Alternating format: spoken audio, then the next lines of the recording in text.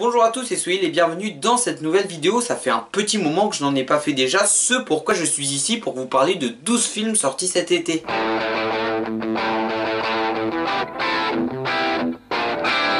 Premièrement, dans cette vidéo, je ne parlerai pas de Dunkerque, dernier film réalisé par Christopher Nolan. J'ai écrit une critique complète à son sujet qui sortira prochainement. Je passerai très brièvement sur chaque film et chacun d'entre eux seront classés dans leur ordre de sortie. Et je vais donc commencer sans plus attendre. La Vengeance de Salazar est le 5e opus du Pirates des Caraïbes Cinematic Universe. Oui, le film est drôle et le plaisir y est, seulement l'on sent que la saga n'a plus grand chose à raconter. Le film tente de se rattacher maintes et maintes fois à la première trilogie, mais en vain car ses personnages clés ne font qu'un caméo. Et c'est surtout que c'est en partie sur eux que le film a été vendu. Bon, je suis dur, mais le plaisir est là, l'humour marche bien, il y a un bon visuel et on passe un bon moment. Je n'ai vraiment pas détesté le film, seulement j'en attendais plus. La bande-annonce m'avait beaucoup intrigué, j'ai donc été voir le film. On y suit une femme qui va enquêter sur son mari qui aurait un présumé double. Oui, le film est vraiment très beau, il y a de très beaux plans et la réalisation suit. Toutefois, je suis resté assez extérieur au métrage. À aucun moment je ne suis vraiment rentré dedans. Le film est bien construit mais il m'a laissé assez perplexe. Plusieurs genres y sont mis, le thriller, le film érotique, le film d'épouvante, un côté un peu fantastique. Peut-être que c'est pour ça que le film m'a perdu. Mais il n'en reste pas moins excellent dans sa forme avec sa photographie tout simplement remarquable. Le film a été vendu comme un film d'horreur, mais il s'identifie plus dans la veine d'un thriller post-apocalyptique où l'on va suivre une famille vivant à l'écart de la civilisation et qui tente de survivre avec une mystérieuse épidémie s'étant propagée. Bon, le film est bien, il prend son temps pour installer son intrigue, a des jeux d'éclairage vraiment intéressants et un côté esthétique qui arrive à nous captiver. Le scénario en dévoile peu, toute l'horreur passe à travers les relations humaines. C'est claustrophobe, oppressant et réussi. Le rythme est assez lent, mais ça ne m'a pas du tout dérangé, je le conseille. Vous pourrez reprocher ce que vous voulez à ce slasher movie complètement décalé et humoristique, mais les blagues marchent et on passe un bon moment. Il y a un beau plan séquence qui introduit le film, le rythme tient bien et je ne me suis pas ennuyé. Oui, il y a des bons et des moins bons acteurs, mais j'ai apprécié le visionnage dans son ensemble. C'est le principal, non ?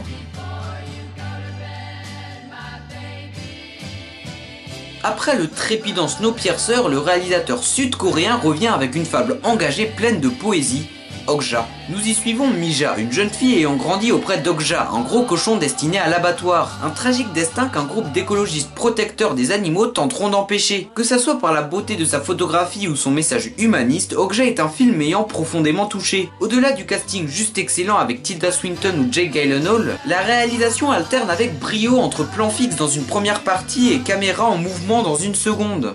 Ce film m'a bluffé, je n'ai rien à redire, si ce n'est son dénouement que j'ai trouvé légèrement simple. Mais s'il vous plaît, faites-lui une place auprès des meilleurs films de 2017 car il le mérite bien.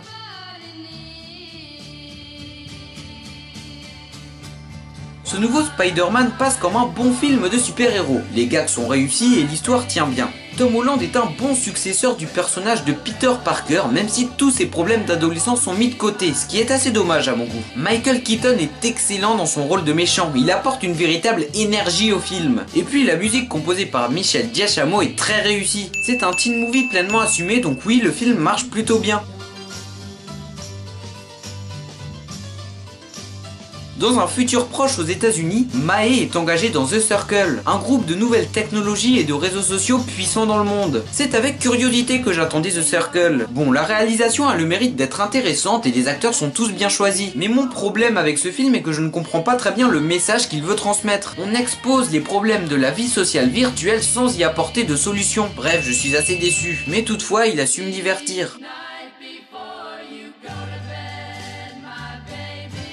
Baby est un chauffeur pour les braquages de banque, sa particularité étant de rouler au rythme de la musique de son iPad, le tout avec une histoire d'amour finement écrite. Tout le film est calqué sur une playlist rock'n'roll, toute la réalisation est posée dessus, inutile de vous dire que le film est bien rythmé. Avec une scène d'introduction qui à elle seule vaut le détour, le casting est parfait, Kevin Spacey en tête. Edgar Wright livre une mise en scène tonique. De Queen à Barry White, il y a de très bons choix musicaux. Je vous le recommande absolument, c'est un excellent blockbuster de l'été. Valérian et Laureline sont des agents de l'espace moderne qui seront confrontés à une mission mettant en jeu l'avenir de l'humanité. Je ne comprends pas bien d'où vient tout cet acharnement sur le film sous prétexte que ce n'est que du divertissement. Et oui, c'est du divertissement, mais du bon divertissement, et croyez-moi, ça change tout. J'ai aimé le film, et vous pourrez bouder tant que vous voulez votre plaisir, ça sera bien dommage. Les effets visuels sont fous, et tout passe comme un blockbuster Spielbergien. Car oui, je trouve que Besson est un peu le Steven Spielberg français. Bien sûr, ça n'engage que moi. Peut-être un léger hic avec le personnage de Valérian interprété par Dan Dehan, pour son caractère qui n'est pas vraiment remis en question. Mais bon, pour ça j'attends les suites. Bref, ça fonctionne bien et ça nous suffit, non ?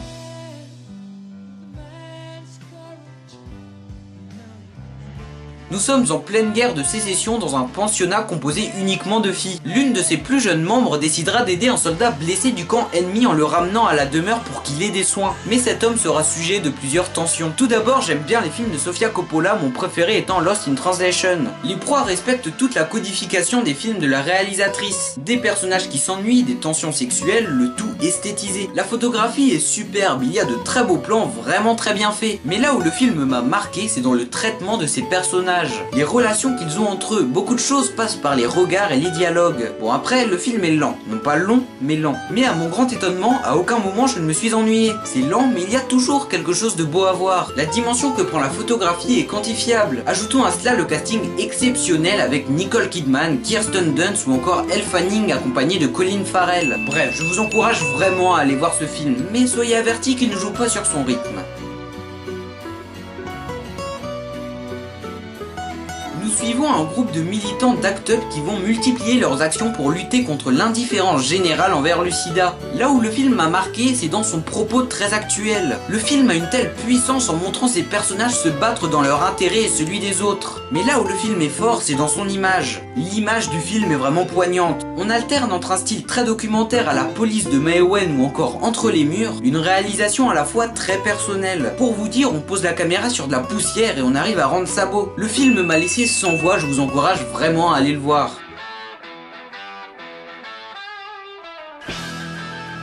Tout d'abord, je ne lis pas la série de manga Death Note, j'ai donc regardé cette version de l'histoire en tant que film sans me soucier de l'adaptation. Mais même en tant que film, j'ai pas trouvé ça terrible. Light est un adolescent qui va se voir propriétaire du carnet Death Note dont le principe est simple. Il faut écrire à l'intérieur le nom de la personne que l'on veut tuer. D'accord, le film a des points forts. La réalisation marche bien. Adam Wingard, réalisateur du plutôt bon You're Next, appuie sur une version très américanisée du concept. Ce qui n'est selon moi absolument pas un défaut, soyons d'accord. Mais le problème que j'ai avec ce film, c'est avant tout avec son scénario. Pour vous citer un exemple, il y a sur le Death Note des règles très précises à respecter. Et puis on nous les présente dans le film à divers moments quand ça arrange. Mais selon moi, le plus gros point faible du film reste son personnage principal. Je ne m'y suis pas identifié à un seul instant et je trouve ses réactions de surprise et d'effroi assez mal retranscrites. Jugez par vous-même.